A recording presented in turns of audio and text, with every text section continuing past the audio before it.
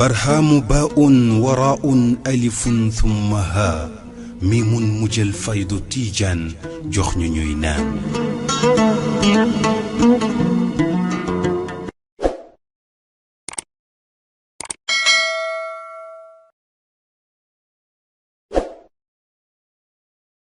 Je voudrais dire que c'est un CRD qui a réuni l'administration régionale et le comité d'organisation des manifestations et activités de la FAIDA Locomaf à l'effet de réfléchir ensemble sur les dispositions appropriées à mettre en œuvre pour le bon déroulement du Mawlid Nabi prévu vers la fin du mois de septembre. C'est une manifestation d'envergure internationale qui se déroule en deux temps parce que nous avons le Mawlid mais nous avons également le Gamouat. Donc ce qui fait que c'est des événements qui vont drainer des milliers et des milliers de pèlerins à Medina Baye. Sous ce rapport, il fallait réfléchir ensemble sur les modalités pratiques à mettre en œuvre pour nous permettre d'avoir une organisation parfaite, en tout cas où les pèlerins se sentiraient à l'aise. L'exercice est basé sur un cahier de doléances que le COMAF a soumis à l'administration, ce cahier. Et secteur par secteur, les chefs de service qui étaient conviés à la rencontre ont eu apporté des réponses jugées satisfaisantes par le COMAF pour l'essentiel. Il est vrai qu'il y a certains points qui nécessiteront l'accompagnement du niveau national et c'est ce qui justifie la réunion nationale qui sera présidée par M. le ministre de l'Intérieur incessamment pour nous accompagner dans l'organisation de cette manifestation. Donc nous avons passé en revue différents secteurs qui ont trait à la sécurité, à la santé, à la voirie, à l'assainissement, j'allais dire au ravitaillement en bois de chef avec les eaux de forêt. Donc sur tous les aspects en tout cas qui devraient concourir à une bonne tenue de cette manifestation. Une manifestation qui va coïncider encore avec l'hivernage, notamment des solutions sont prises. Oui, c'est un aspect, le contexte a été bien pris en charge par les chefs de service dans leur réponse. Au-delà de l'hivernage, il y a même le contexte épidémiologique qui a été rappelé par le directeur de la santé et le médecin-chef de région, de district, marqué par l'apparition de maladies hydriques et diarrhéiques comme la crimée du Congo, avec un taux de létalité de 50%. Donc c'est pourquoi nous avons appelé l'attention du comité d'organisation sur le respect des abattages, parce que c'est des maladies liées généralement à la présence des animaux. Donc nous avons des abattages, des aires d'abattage qui ont été normées, qui ont été identifiées et nous avons encouragé le comité d'organisation à veiller à l'abattage de ces animaux-là au niveau de ces aires. Nous avons beaucoup insisté également sur les aspects des infections et des insectisations, donc pour nous permettre d'anticiper ou de prévenir ces maladies diarrhéiques ou hydriques. Donc, qui sont présentées déjà au Sénégal au niveau de la région de Kédougou. Et comme nous enregistrons beaucoup de mouvements de population qui nous viennent de toutes les régions du Sénégal, en dehors du Sénégal, donc il nous faut prendre à notre niveau toutes ces dispositions préventives pour nous prémunir contre ces maladies. Le police sécuritaire, notamment nous sommes dans le contexte où il y a beaucoup de pèlerins nous viennent de Niger et de Nigeria. Oui, l'essentiel du dispositif sécurité sera assuré par la police parce que nous sommes en zone police, c'est dans la commune de Kaolack.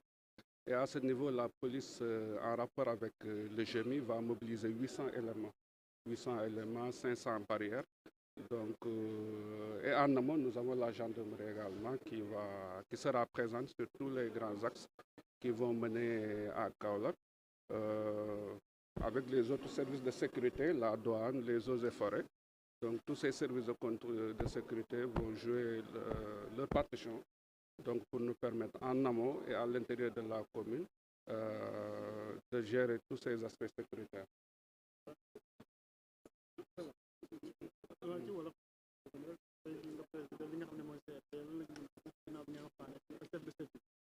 La CRD bi dafa dajale woon tey administration régionale si njiital gouverneur ak comité d'organisation des manifestations activités de la FAIDA ñu koy woowee COMAF lu tollook ñeenti waxtu ak lu ko ëpp ñuy waxtaane matukaay yi nga xamante ni jàpp nañ ni foog ñu taxawal ko pour gàmmu gi ñu jëm incha allah ñu jàpp ko si njeexteelu weeru septembre pour gàmmu gi ñu mun ko def si fànn anam yu gën a jàppande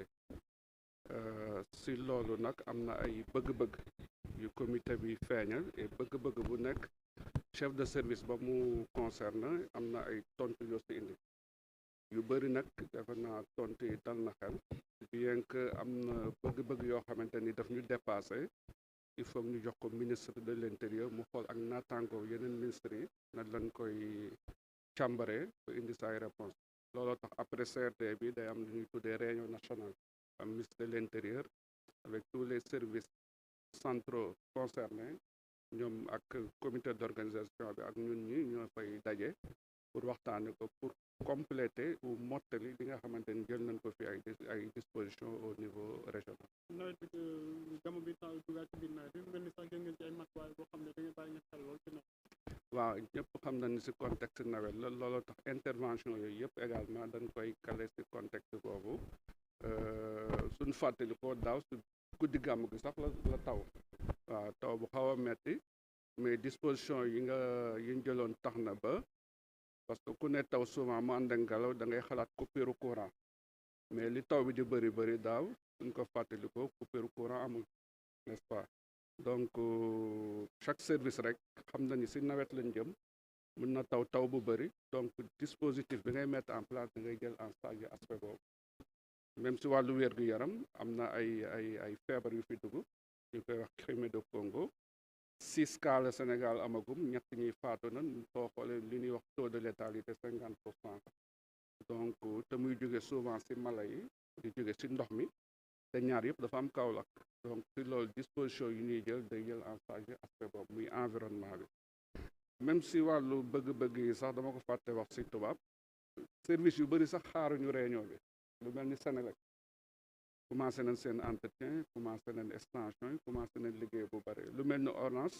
curage bi def na si lu bëri en rapport avec la mairie donc service yu bëri sax comme xam nañ fan leen di xaar li ñu yor si ay moyens commencé nañ déjà di si liggéey en attendant ñu ñëw renforcer leen.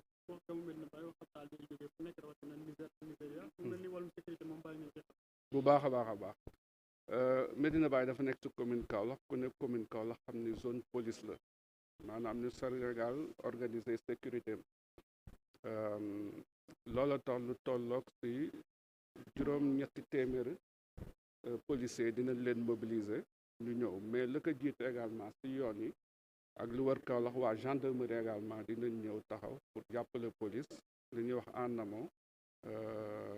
nga xamante ni liggéey boobu dina gën a jàpp ni duñ fi am benn jéeya wala benn jafe-jafe boo xamante ni dina jëm si wàllu sécurité. voilà merci.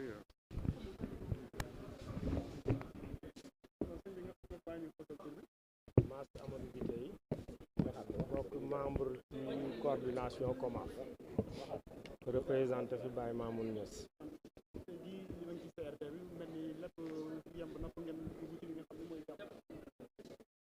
du ma wax ne yëpp yemb na mais CRD bi ñëw na gannaaw buñ defee woon CDD boo xam ne dañ ko defoon ak le préfet bi ñu ko defee am na yoo xam ne yi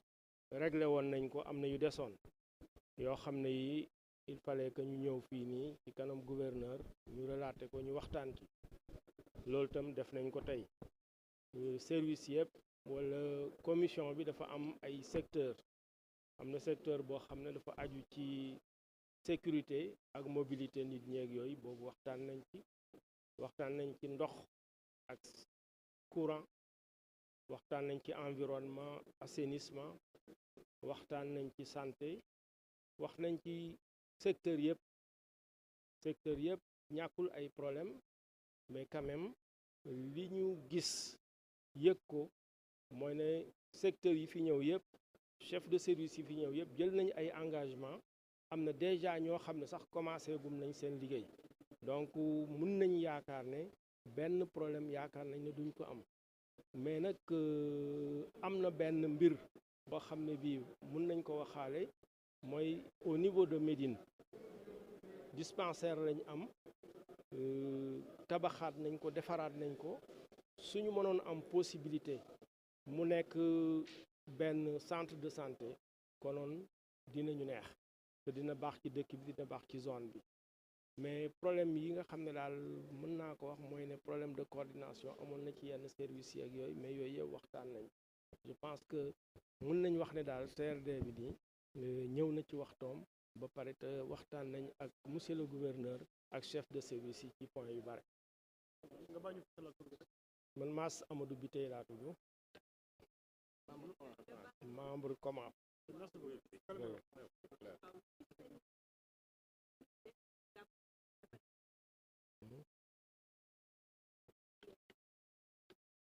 loolu lañu yaakaar bu baax yaakaar nañ ne liggéey bi sori na li ci des bariwul c'est vrai que ni nga xam ne moom lañ bëgg a def foofu noonu lépp xajul fi mais quand même toit bi pare na yaakaar nañ ne foofu installation courant ak yooyu dinañ fa mën a gàmmoo rawatina sax li nga xamee ne nag ci nawet la ñuy gàmmoo je pense bien que problème tente yi ñu doon am ak yooyu yëpp loolu dina ko régler je pense bien que dinañ mën a gàmmoo foofu. Ok. Merci. Cheikh Tidiane Gaye, un des adjoints au président du COMAF. Vous venez de sortir du CRD, on peut dire qu'à l'issue, vous êtes satisfait de l'engagement de cette Merci beaucoup. Nous sommes satisfaits de l'engagement des chefs de service. Oui, ça, on peut le dire. Mais je commencerai au préalable par remercier les autorités administratives de Kaolack, en l'occurrence monsieur le préfet et le gouverneur,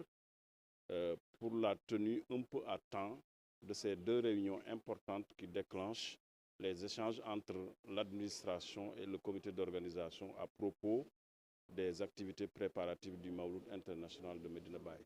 Ça vraiment, on tenait à les en remercier au plus profond du cœur et au nom de l'autorité de Médina et de toute la communauté des talibés. Ceci dit, comme vous l'avez dit tout à l'heure, on a fait le tour de tous les points. Certains engagements nous rassurent, mais sur certains secteurs également, nous continuons à attirer l'attention surtout des autorités centrales. Je tiens à aborder la question de la voirie urbaine de Kaolack. Le premier point du cahier des sollicitations est la sécurité et la mobilité. Les gens qui s'occupent de sécurité ne pourront faire leur travail correctement que si la mobilité se passe normalement dans la ville de Kaolack. Et tous ceux qui connaissent Kaolack savent qu'actuellement, tous les axes à l'intérieur de Kaolack qui mènent à Médina méritent un travail important d'ici le Mawlud. Que tu comprennes l'axe principal qui part de la nationale numéro 1 vers Médina et tous les autres axes qui proviennent qui mènent vers Diourbel, qui mènent vers Gossas, les deux voies qui sont au niveau de Niary Tally comme on les appelle. Tout ça, c'est des voies qui nécessitent un travail important d'ici le Gamou. Je pense que l'État central a besoin vraiment de venir en aide au service régional de l'Ageroute pour que ces travaux puissent être effectués avant le Mawlud, surtout que nous sommes en période hivernale. Je pense que insister sur la mobilité des gens est un point important qui peut contribuer positivement à une bonne organisation du Gamou. Oui, vous disiez? Le lieu qui doit abriter le Gamou est toujours en chantier, on peut espérer sa réalisation. Il est toujours en chantier et ce qui est sûr, c'est que c'est là-bas qu'on va passer le Mawlud et Inch'Allah, il sera dans des conditions d'accueillir le Mawlud. Ça, vraiment, nous sommes en parfaite collaboration avec les gens qui s'occupent de ce travail sous l'autorité du Khalif. L'autre point que je voulais aborder, si vous permettez, c'est la question du centre de santé comme mon collègue Mass Amadou Biteye l'a abordé. C'est que vraiment, Medina Baye souhaite que ce poste de santé soit érigé en centre de santé pour mieux servir la communauté des chefs religieux qui est ici à Medina, mais également la population de Kaolack en général. برهام باء وراء ألف ثم ها